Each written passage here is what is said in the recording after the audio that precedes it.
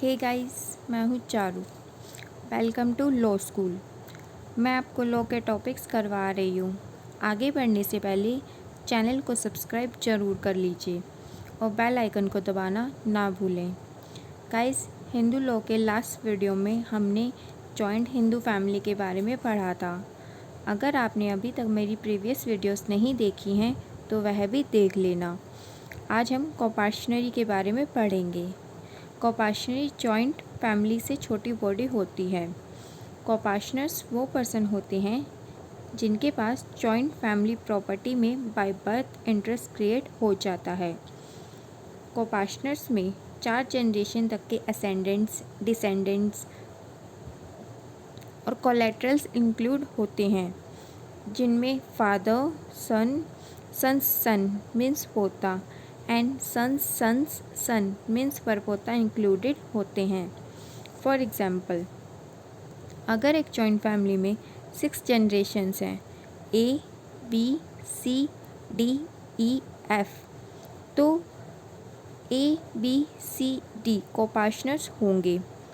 अगर इनमें से ए मर जाए तो बी सी डी ई कोपाशनर होंगे। कोपाशनर के पास बाय बर्थ राइट हो जाता है कि वह जब चाहे तब पार्टीशन डिमांड करवा सकते हैं और अपना इंटरेस्ट ले सकते हैं, जो कि उनका जॉइंट फैमिली प्रॉपर्टी में होता है।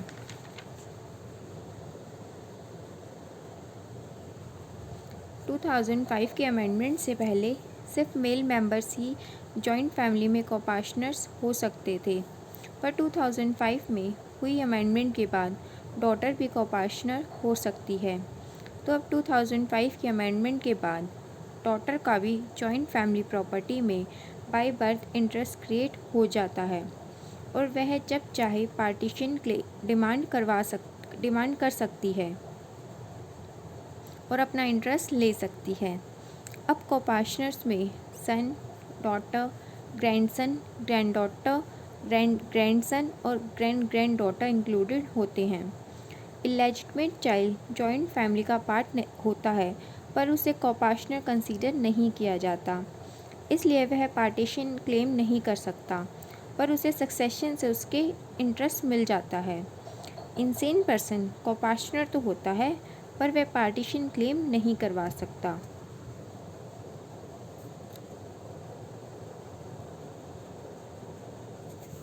Difference between joint family and coparcenary. Joint family and coparcenary में बहुत सारे डिफरेंसेस हैं।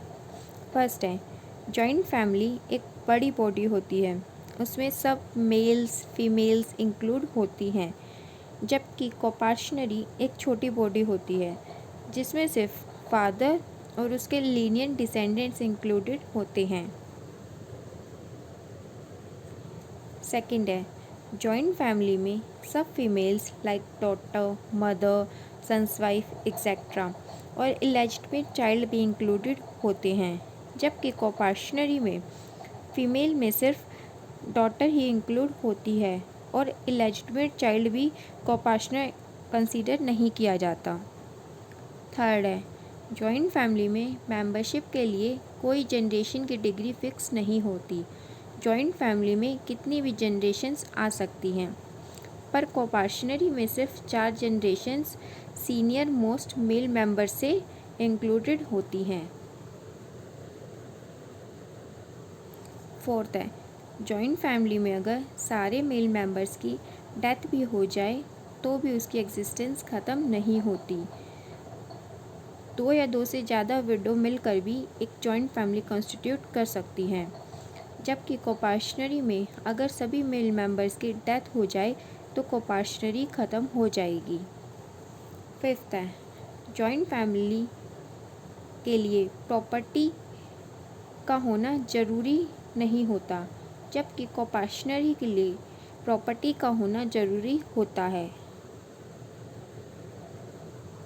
सिक्स्थ है, जॉइंट फैमिली में सिर्फ डॉटर्स ही पार्टीशन डिमांड कर सकती हैं और फीमेल मेंबर्स नहीं, like father's wife, mother, grandmother etcetera. इनका पार्टीशन में राइट तो होता है, पर वह पार्टीशन करवाने के लिए नहीं बोल सकती, जबकि कोपाशनर्स में सभी कोपार्टनर्स जब चाहे तब पार्टीशन डिमांड कर सकते हैं।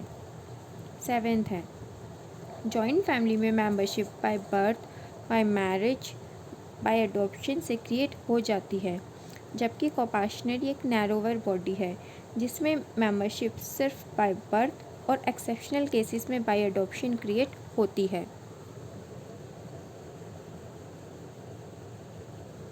8th है, जॉइंट फैमिली मेंबर्स को काफ़ी लिमिटेड राइट्स मिलते हैं like maintenance and marriage expenses of daughters, पर कोपार्टनर्स को काफ़ी सारे राइट्स होते हैं। वह जब चाहे पार्टीशन डिमांड कर सकते हैं और वह अपनी अनडिवाइडेड इंटरेस्ट को भी ट्रांसफ़र कर सकते हैं। हर कोपार्टनर जब तक कि इंटरेस्ट डिवाइड ना हो जाए एंटायर फैमिली प्रॉपर्टी का ओनर होता है। 9th है, जॉइंट फैमिली मेंबर्स के राइट सक्सेशन से डिटरमाइन किए जाते हैं, जबकि कोपार्टनर में कोपार्टनर की डेथ के बाद उनका जॉइंट फैमिली में इंटरेस्ट सर्वाइविंग कोपार्टनर्स में डिवॉल्व हो जाता है। बाय रूल ऑफ सर्वाइवरशिप उन पर सक्सेशन के लॉस अप्लाई नहीं होते। गाइस, अभी आपको बहुत ज़्यादा समझ नहीं आ रहा होगा, पर धीरे धीरे जैसे जैसे हम इनके बारे में आगे पढ़ेंगे आपको पीछे का भी सब क्लियर होता जाएगा। नेक्स्ट है सर्वाइवरशिप। जब जॉइंट फैमिली में एक कोपार्टनर की डेथ होती है तो जॉइंट ऑनरशिप कंटिन्यू रहती है सर्वाइविंग कोपार्टनर्स के हाथों में, पर अगर सभी कोपार्टनर्स मर जाएं सिर्फ एक को छोड़कर तो उसे हम सोल सर्वाइविंग पार्टनर बोलते हैं और सारी जॉइंट फैमिली प्रॉपर्टी उस सोल सर्वाइविंग कोपार्टनर के हाथों में चली जाती है जैसे उसकी सेपरेट प्रॉपर्टी हो। वह उस प्रॉपर्टी का एब्सोल्यूट ऑनर बन जाता है। वह सोल सर्वाइविंग कोपार्टनर सारी प्रॉपर्टी को जैसे चाहे वैसे डिस्पोज ऑफ कर सकता है, पर अगर ट्रांसफ़र के टाइम पर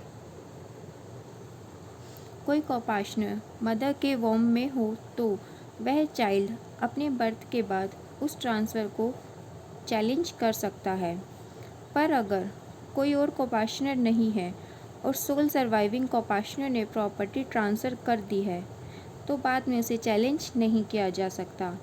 अगर विडो ट्रांसफ़र के बाद कोई चाइल्ड अडॉप्ट भी कर ले तो वह चाइल्ड उस ट्रांसफ़र को चैलेंज नहीं कर सकता। गाइस, आज के लिए इतना ही। अगर आपका कोई क्वेश्चन हो या कोई डाउट हो तो आप मुझसे कमेंट बॉक्स में पूछ सकते हैं। कल हम कर्ता के बारे में पढ़ेंगे। वीडियो अगर अच्छी लगी हो तो लाइक ज़रूर करना और अपने फ्रेंड्स के साथ शेयर करना मत भूलना। Thank you guys.